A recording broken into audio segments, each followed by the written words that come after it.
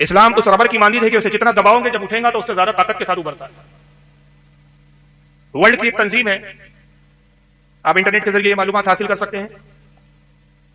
اور جو بھی ذرائع اس وقت موجود ہے آپ اس سے تصدیق کر سکتے ہیں میری بات کی.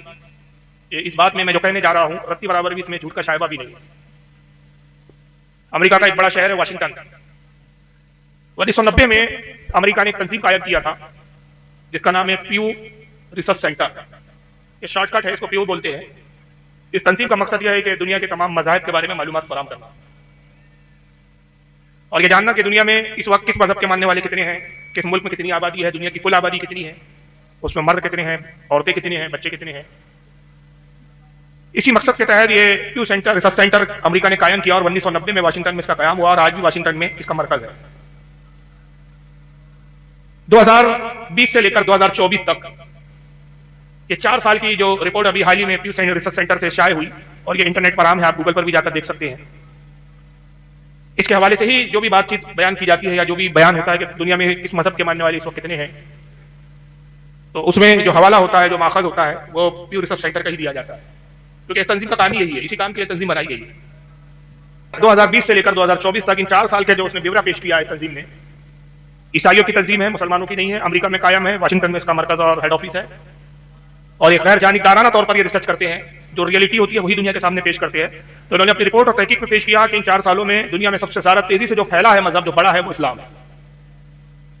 اور اپنی ریسرچ کے دوران پیو ریسرچ سینٹر یہ کہتا ہے کہ 2050 تک جس انداز سے اسلام پھیل رہا ہے, پھول رہا ہے, بڑھ رہا ہے, لوگ اسلام کی طرف راغب ہو رہے ہیں, یہ ریسرچ سینٹر بیان کرتا ہے کہ 2050 تک ایک اندازہ ہے کہ دنیا میں 74% آبادی سے مسلمانوں کی ہوگی, 74% اسلام ہوں گا, اور باقی پھر جو 26% اور 26% بچتے ہیں اس میں سارے مذاہب آ جائیں گے. یعنی 25 سال میں ان کا اندازہ ہے کہ جس رفتار کے ساتھ اسلام تیزی سے پھیل رہا ہے اس کی رفتار کو دیکھتے ہوئے انہوں نے اندازہ لگایا کہ 2050 تک دنیا کا سب سے پہلے نمبر کا اگر کوئی مذہب ہوگا تو وہ اسلام ہوگا. اور پھر وہ اپنی ریسرچ میں بیان کرتے ہیں کہ اسلام کے تیزی سے پھیلنے کی کیا وجہ ہے. تو بیان کرتے ہیں کہ اسلام کے سب سے زیادہ پھیلنے کی وجہ اس کی تعلیمات, اس کے امن کا پیغام, اور خود اس کے پیچھے جس کو اسلامک فوبیا بولا جاتا ہے. اس کا مطلب یہ ہوتا ہے کہ اسلام کے خلاف جو مہمیں چل رہی ہے وہی انسان کو ریسرچ کی طرف مجبور کرتی ہے. اسلامو فوبیا, یا اس کو دوسرے آپ کے آسان لفظوں میں کہوں کہ آپ آسانی سمجھیے کہ اسلام کے برخلاف, اسلام کے خلاف غلط پروپیگنڈا, یہی لوگوں کے اسلام کی طرف آنے کا سب سے بڑا سبب ہے. اور وجہ یہ ہے کہ جب کسی کی زیادہ مخالفت ہوتی ہے, کسی کے زیادہ عیب بیان کیے جاتے ہیں, تو انسانی فطرت ہے کہ انسان اس چیز کی تحقیق کرتا ہے, جاننے کی کوشش کرتا ہے کہ اس چیز کے خلاف لوگ اتنا بول رہے ہیں تو آخر دیکھیں یہ ہے کیا. ایک مثال ہے, حالانکہ میں آپ کے فہم کے لیے سمجھانے کے لیے کہہ رہا ہوں, حالانکہ ایسی دینی مجلس میں ایسی مثال نہیں دینی چاہیے, میں اس کو سمجھتا ہوں, لیکن اس بنیاد پر یہ مثال دے رہا ہوں تاکہ آپ کے سمجھ میں آ جائے. صرف سمجھانا مقصود ہے, تاکہ میں اس کو کوئی حقیقت بیان کر رہا ہوں کہ آپ نے دیکھا ہے کہ ہندوستان میں فلمیں لگتی ہے اور لوگوں کا ایک طبقہ ہے جو فلموں کو بہت دیکھتا ہے, ذوق و شوق کے ساتھ مہنگی ٹکٹیں خرید کر دیکھتا ہے. حالانکہ اسلام کے حساب سے فلمیں دیکھنا جائز نہیں ہے, اسلام ایسے لہو لہو کی اجازت نہیں دیتا. اگر بہرحال دنیا کے اور بھی لوگ دیکھتے ہیں اور مسلمانوں میں بھی جو فسق کی طرف مبتلا ہوتے ہیں وہ فلمیں دیکھتے ہیں. آپ کو اور ہمارا بھی اس وقت کا ایک مشاہدہ ہے, آپ اور ہم دیکھتے ہیں کہ جس فلم کے خلاف زیادہ پروپیگنڈا ہوتا ہے, اس کے خلاف زیادہ بولا جاتا ہے, وہی فلم ہٹ ہو جاتی ہے. اس کے ہٹ ہونے کی کیا وجہ ہے؟ وہ فلم زیادہ کمائی کیوں کر لیتی ہے کہ جن کو اس فلم کی طرف توجہ نہیں بھی ہوتی اس کے خلاف اٹھنے والا پروپیگنڈا اس طرف متوجہ کرتا ہے انسان کو. اور ایک فلم نہ دیکھنے والا بھی پھر سوچتا ہے کہ یار اس فلم کو دیکھا جائے, آخر ایسا ہے کیا کہ اس کے خلاف اتنا بولا جا رہا ہے. تو جب مخالفت ہوتی ہے تو وہ مخالفت بھی کبھی کبھی لوگوں کے سمجھنے کا ذریعہ بنتی ہے. اور زیادہ تر اسلام قبول کرنے والے میں وہ لوگ ہیں اس وقت جو ان کی تاریخ دیکھیں, ان کے بیانات دیکھیں, وہ خود بیان کرتے کہ پہلے ہم اسلام کے مخالف تھے, ہم نے اسلام کی بہت مخالفت کی, مگر پھر ایک وقت یہ آیا کہ ہمارے اپنے ضمیر نے ہمیں کہا کہ ہم اسلام کے خلاف اتنا تو بولتے ہیں, بیانات دیتے ہیں, مگر ہمارے زیادہ تر بیانات سنی سنائی باتوں پر ہوتے ہیں, تعصب کی بنیاد پر ہوتے ہیں, اسلام سے بغض کی بنیاد پر ہوتے ہیں, اور ہم اپنے آپ کو نیوٹرل کہتے ہیں, ہم اپنے آپ کو دانشور, عقلمند, ایجوکیٹ کہتے ہیں. یہ دیانتداری کا تقاضا تو نہیں ہے کہ ہم اسلام کو جانے بغیر اسلام کے خلاف بولنا شروع کریں. تو دیکھنا چاہیے کہ جو ہم بولتے ہیں واقعی اسلام میں ایسا ہے یا نہیں, جو ہم نے سنا ہے وہی خامیاں اور وہی خرابیاں اسلام میں ہے یا نہیں. اس خیال کی بنیاد پر, اس خیال کی بنا پر وہ اسلام کو پڑھتے ہیں, اور جب جیسے جیسے پڑھتے ہیں سیرت مصطفیٰ ان کی نگاہوں کے سامنے ہوتی ہے, قرآن عظیم اللہ کی کتاب ان کے سامنے ہوتی ہے, اور نتیجہ یہ ہوتا ہے کہ پھر ان کی غلط فہمیاں دور ہوتی ہے اور وہ یہ کہنے پر مجبور ہو جاتے ہیں کہ اسلام سے بہتر کوئی دنیا میں مذہب ہو ہی نہیں سکتا. اور یہی اسلام کے ابتدا میں بڑھنے کا سبب رہا کہ رسول اللہ صلی اللہ علیہ وسلم کے جو مخالفین ہوتے تھے وہ رسول اللہ کے خلاف بہت غلط پروپیگنڈا کرتے, مگر ان میں سے ایسے لوگ جو خود تحقیق کرنے کا جذبہ رکھتے تھے اور رسول اللہ سے ملنے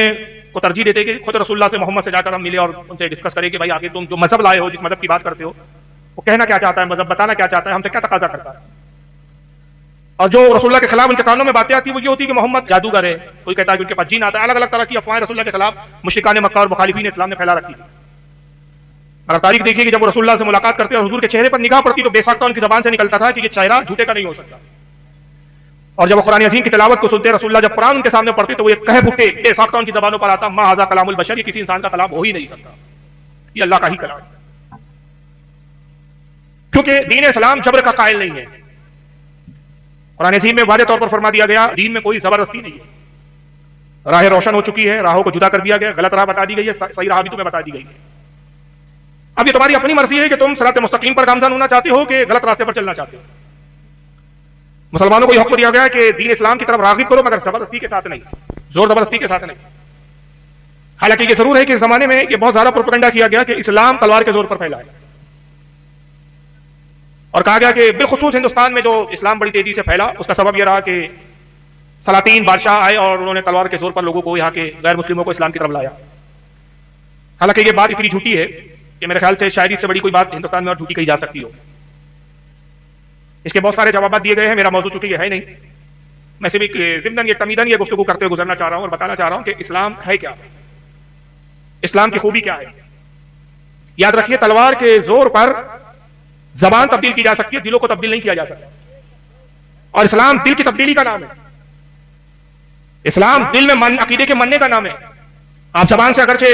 مداحنت سے کام لیں، منافقت سے کام لیں، ٹھیک ہے، آپ زبان کے ذریعے کسی سامنے والے کو تو دھوکہ دے سکتے ہیں، لیکن رب تبارک و تعالیٰ دل کے خیالات سے بھی واقف ہے، اور قیامت کے دن جو کچھ مدار ہے وہ عقیدے کی بنیاد پر ہے، دل میں آپ کے کیا عقیدہ تھا اسی کی بنیاد پہ نجات کا مدار ہے، ظاہری فعل کیا تھا اس کی بنیاد پر آپ کا نجات کا مدار نہیں رکھا گیا، کیونکہ دنیا میں انسان مداحنت کر سکتا ہے، دنیا میں مکاری کر سکتا ہے، لیکن آخرت کے دن نام اعمال کھولے ہی سے جائیں گے کہ ساری پول پٹی کھل جائیں گی کہ دل میں کیا تھا اور ظاہر میں کیا تھا۔ اسی بنیاد پر اسلام کہتا ہے کہ دل کو بدلنا ہے ہمیں، زبانوں کو نہیں بدلنا ہے، اس لیے اسلام میں زور زبردستی نہیں بلکہ کیا کرنا ہے تمہیں حکمت کے ساتھ، محبت کے ساتھ پیغام پہنچا دینا۔ کنتم خیر امۃ اخرجت للناس تأمرون بالمعروف وتنہون عن المنکر، اے لوگوں تم بہترین امت بنا کر مبعوث کیے گئے ہو، بہترین امت بنا کر بھیجے گئے ہو کہ تمہارا کام یہ ہے کہ اچھائی کا حکم دیتے ہو اور برائی سے لوگوں کو روکتے ہو، تمہیں اچھائی بھی بتا دینا ہے اور برائی بھی بتا دینا ہے۔ یہی ایک مبلغ اسلام کا منصب ہوتا ہے، اور آج ہی اسی منصب کی بنیاد پر میں اسلام کی ایک حقیقی تعلیم آپ کے سامنے پیش کرنا چاہتا ہوں، اور اس میں کوئی زور زبردستی نہیں، میرا کام حقائق کو آپ کے سامنے رکھنا ہے، قبول کرنا نہیں کرنا آپ کی ذمہ داری۔ اگر آپ ان حقائق کو دیکھنے کے بعد اور جاننے کے بعد قبول کرتے ہیں تو اس میں آپ کے لیے فلاح ہے، بہبودی ہے، آپ کے ایمان کا تحفظ ہے، آپ کی آخرت سنورنے والی ہے۔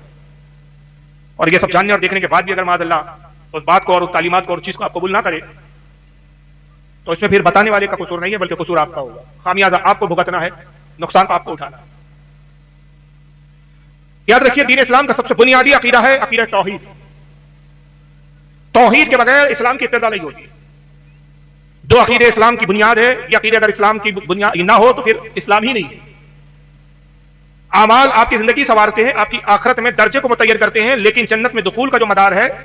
وہ ان دو ہی عقیدوں کی بنیاد پر ہے۔ اگر یہ عقیدہ دو عقیدہ جو میں بتانے جا رہا ہوں صحیح ہے تو آپ جنت کے حقدار ہیں، اللہ رسول کے نزدیک مومن و مسلمان ہیں، اور اگر ان دو عقیدوں کے اندر آپ کے خامی ہیں تو آپ کتنی ہی نمازیں پڑھ لیں، کتنی ہی زکاتیں ادا کر لیں، کتنے ہی حج کر لیں، آپ اپنے گمان میں اپنے ذام میں مسلمان تو ہو سکتے ہیں، لیکن اللہ رسول کی نگاہوں میں، اللہ رسول کے نظریے کے اعتبار سے آپ مومن نہیں ہو سکتے۔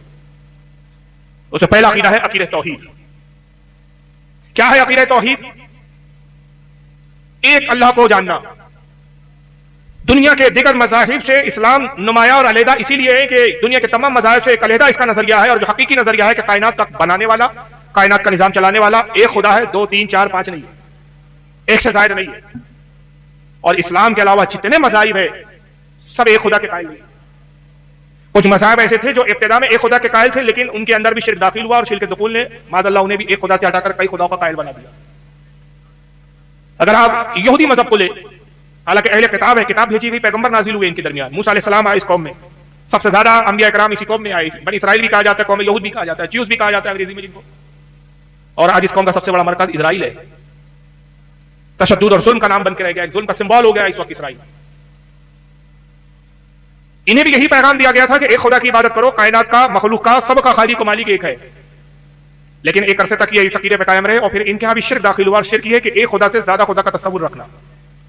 یہ شرک لفظ جو آپ سنتے ہیں یہ عربی زبان کا لفظ ہے، اسی کو انگریزی میں ہم کہتے ہیں پارٹنرشپ۔ اشراق سے بنا ہے، شرکت سے بنا ہے یہ شرک۔ بزنس میں پارٹنرشپ کرتے ہیں نا بھائی، 50-50% کے ہم پارٹنر ہیں، اسی کو عربی میں کہا جاتا ہے شرک، اشراق، شرکت۔ اس کاروبار میں آپ اور میں شریک ہے.